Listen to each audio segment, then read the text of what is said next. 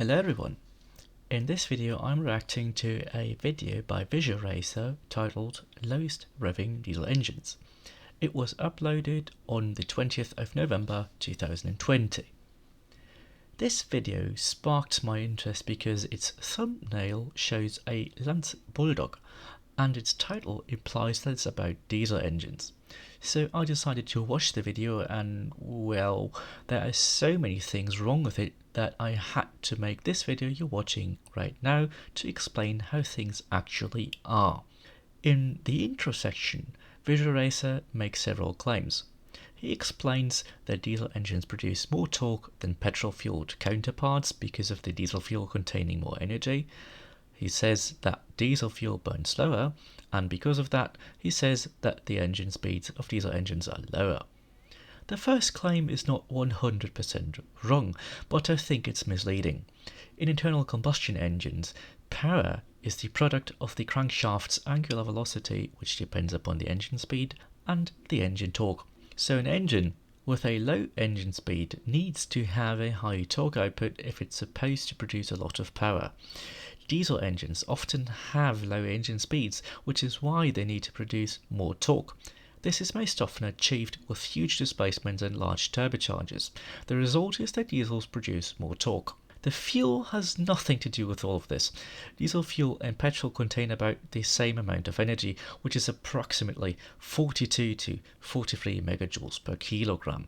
Petrol has a lower density than diesel fuel, so it contains less energy per volume. However, in internal combustion engines, the fuel consumption is measured in mass of consumed fuel per performed work or grams per kilowatt hour.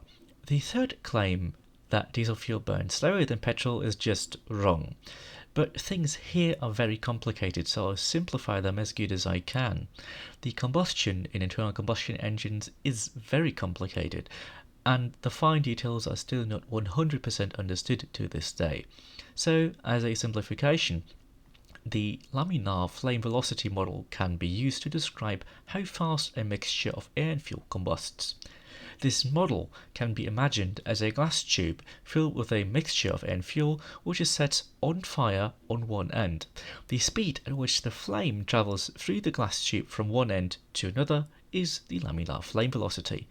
For both diesel fuel and petrol, the laminar flame velocity is about 35 centimeters per second at a pressure of 100 kilopascals and a temperature of 300 Kelvin. In internal combustion engines, both the pressure and the temperature are higher under operating conditions, so the laminar flame velocities will also be higher. Thus, a turbulent flame velocity model has to be used when describing how fuel combusts inside an engine, but I'm not going to explain this model in detail.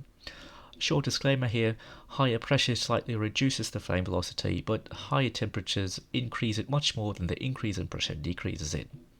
What I believe makes Visio claim that diesel fuel burns slower than petrol is one of the basic thermodynamic cycles used to create a simplified model for a machine, the so-called constant pressure cycle. This cycle is often called the diesel cycle because the diesel engine was designed around it. And in the constant pressure cycle, the fuel actually burns slowly. However, this cycle does not describe exactly how the diesel engine works. In fact, this cycle does not work in any internal combustion engine. It is just a model that helps explain things. The constant pressure cycle is actually not ideal because the fuel burns too slowly, which harms efficiency. So in a real engine, the constant pressure cycle is avoided as much as possible. This means that in a real diesel engine, the fuel burns faster than what Visio wants us to believe. Also, the actual flame velocity in the combustion chamber does not depend upon the fuel, at least not that much when comparing petrol against diesel fuel. A diesel engine that runs on petrol will not have faster combustion. If it would, petrol would be the fuel of choice for diesel engines.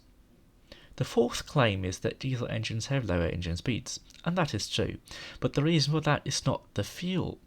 The engine speed is a function of the piston speed.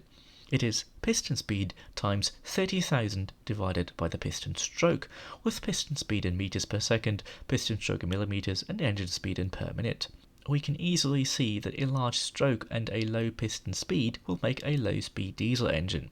In diesel engines, the piston speed is limited to around 14 to 15 meters per second with Euronorm 590 fuel, which is regular bog standard diesel fuel.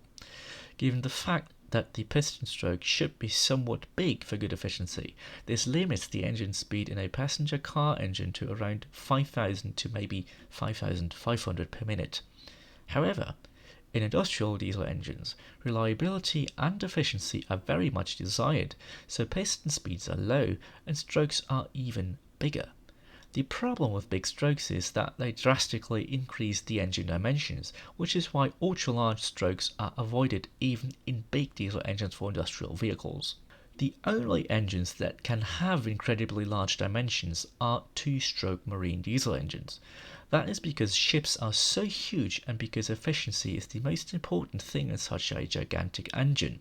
So to get back to the topic of Visio Racer's video, lowest revving diesel engines, his video should only include large two-stroke marine diesel engines if it actually is about the lowest revving diesel engines. Something that I have got to notice that a classification of diesel engines exists.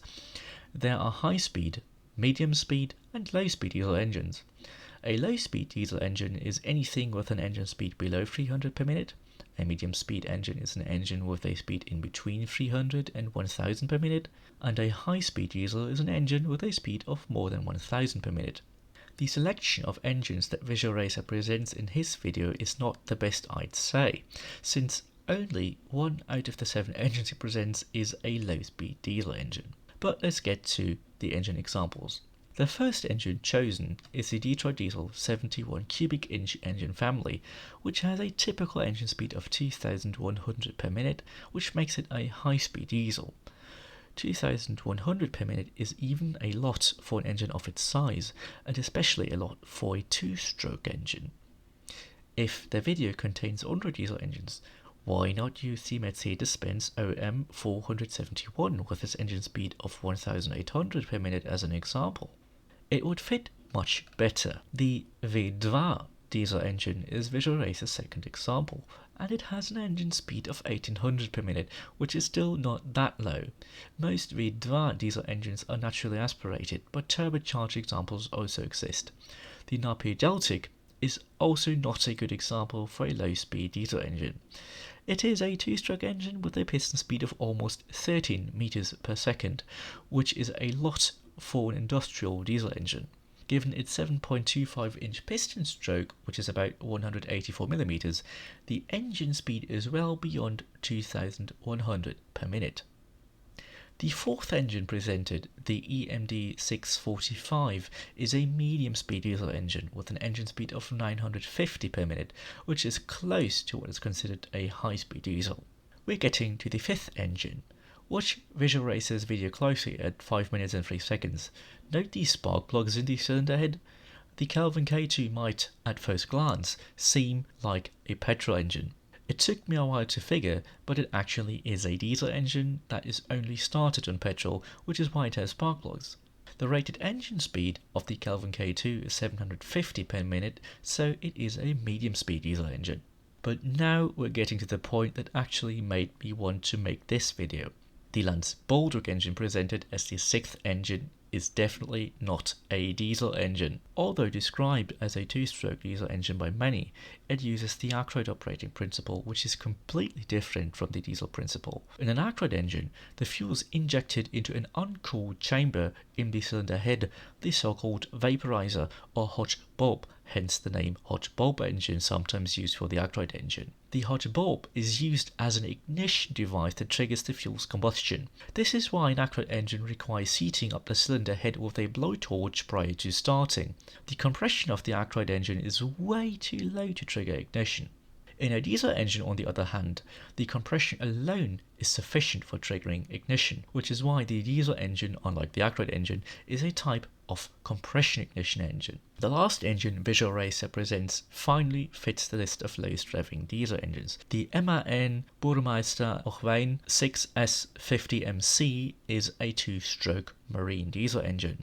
But remember how Visio Racer said that the diesel engine produces more torque because of the fuel? Two-stroke marine diesel engines typically don't run on what is called diesel fuel. Instead, heavy fuel oil HFO, which is a viscous residue oil, is used. It contains about 40 megajoules per kilogram and thus slightly less energy than both diesel fuel and petrol. But let's get back to the list of engines. Unfortunately, it doesn't contain any low-speed diesel engines other than the MAN Burmeister Revving engine. Where is the Wärtsilä RT-Flex 96C, the largest diesel engine in the world? It has a governed speed range of 22 to 102 per minute. What about the first functional diesel engine, the 250mm/400mm motor with its engine speed of 154 per minute? This is not too low compared with the RT-Flex 96C, but 154 per minute is low for a 4-stroke diesel engine. But I'm not going to do Visual Racer's research here, so that's it for this video. I hope that you have learned something, and I'll see you in the next one.